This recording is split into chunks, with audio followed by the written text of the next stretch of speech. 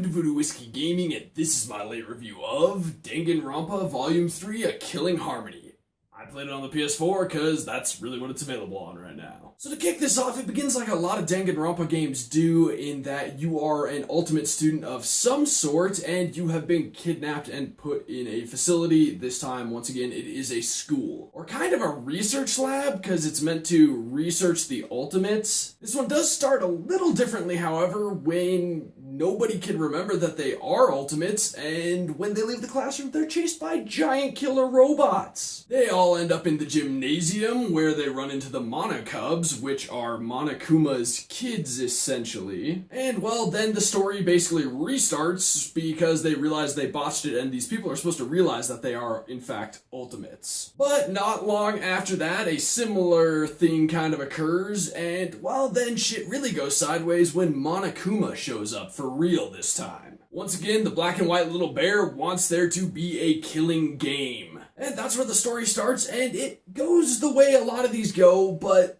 the story isn't what's the most important thing in these games, although it is very important. I've always found that the characters themselves are one of the most important things. Getting to know them, getting to see them interact, that is what I've always found the most interesting part of these games. So since that is a story element, and I do overall enjoy the story, I've gotta say I enjoy the story. Next up is the audio, and I've gotta say, this one's not as good as previous audio setups in these games. I feel like the mixing was poorly done. Some of the audio cues are like muted for no apparent reason. I haven't messed with any of the settings beyond trying to get them to sound better, and they really don't. So that's kind of obnoxious. The music, however, is still excellent, and most of the sound effects are very good. But what really matters is the voiceovers. How good are those? And they are, once again, very good in this game. They're almost always excellent. Story-driven games obviously always require that. Like any Danganronpa game, it's a wide variety of characters, and they have voices that fit the characters. And these actors do a great job bringing those characters to life. Now, I couldn't find his name specifically, but whoever does the English voiceover for Monokuma is different than the previous games.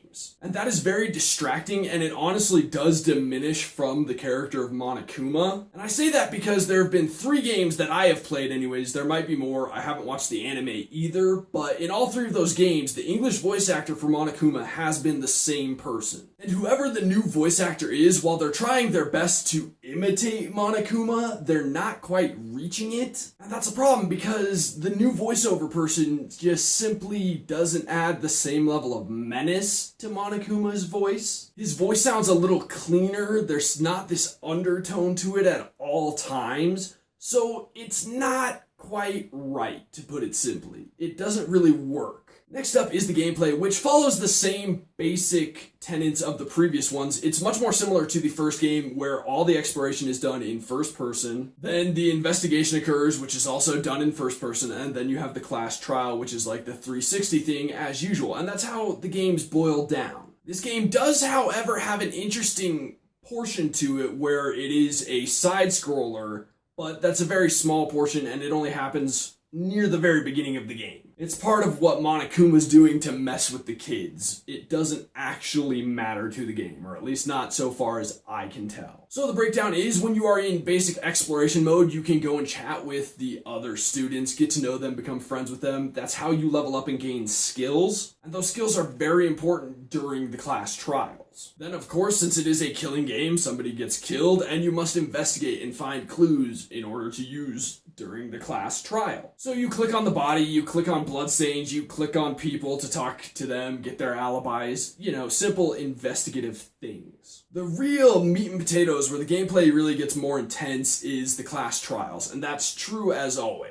This one, I would say, Danganronpa Volume 3 definitely has the most complicated class trial system. There's a lot of different gameplay elements to it. At first I thought it was just going to be the basic same old, but then I realized as I kept going in the first trial, there is a lot more to this one. It has your standard truth bullets to either break down somebody's argument or whatever they're saying, as well as all the early gameplay elements from the first one as well as ones from the second one, and its own unique ones. You've got your truth blades from the second one, used to basically do the same thing as truth bullets, but a little bit different than even in the second one. It's more like a battle back and forth between whoever you're using them on. Then there's the mass panic mode, which is like the non-stop debate where you need to shoot what somebody's saying, the floating words, in order to either break down or agree with them. What's unique about the mass panic mode is you have to pay attention to 3 separate conversations at the same time. So you could be listening to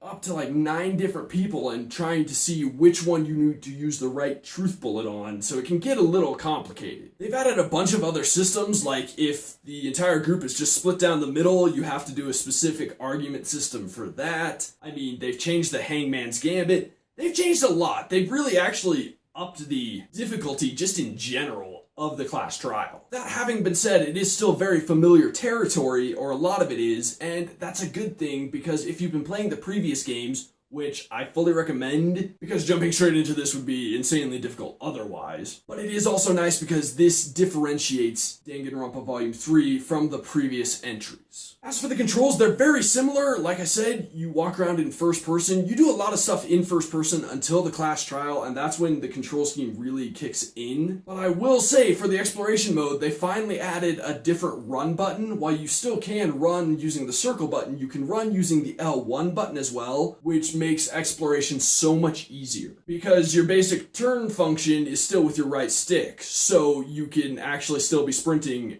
just all around the school without having to stop at every corner. Now, I already talked a little bit about the class trial and how that's actually where the controls really matter, and that's because the responsiveness of the controls is incredibly important because a lot of that stuff is timed, and it's just important to be quick and accurate. Now, the aiming is accurate as far as the controls go, but there is an element to the game where your reticle wavers on its own. That having been said, the controls work very well. They're very responsive. Lastly, there are the graphics. It follows the standard Danganronpa tropes of being obviously an anime-based game. Well, the anime actually came later, but the anime art style has always been with this game. And using the different art styles in the different storytelling modes, that is still there. And they've actually done a lot more with the exploration mode because the backgrounds are actually in motion. They are dynamic. If you are in the outside area, you will see the giant robots I mentioned walking around and rebuilding what is essentially a very dilapidated school. And that's an interesting thing that they did. Not just the robots moving around, but the dilapidated school. But when you're in a room and the characters still look like 2D cutouts, that's enjoyable. I like that the art style hasn't changed too much, but it has changed enough. Long story short, I really enjoy this game. I've really enjoyed this franchise, and so I do recommend this to anyone who enjoys a good interactive narrative with a lot of investigation. That having been said, and I mentioned it earlier, if you are going to play this game, I do recommend picking up Danganronpa 1 and 2. Ultra Despair Girls is available on the PS4, but I honestly wasn't in love with that one.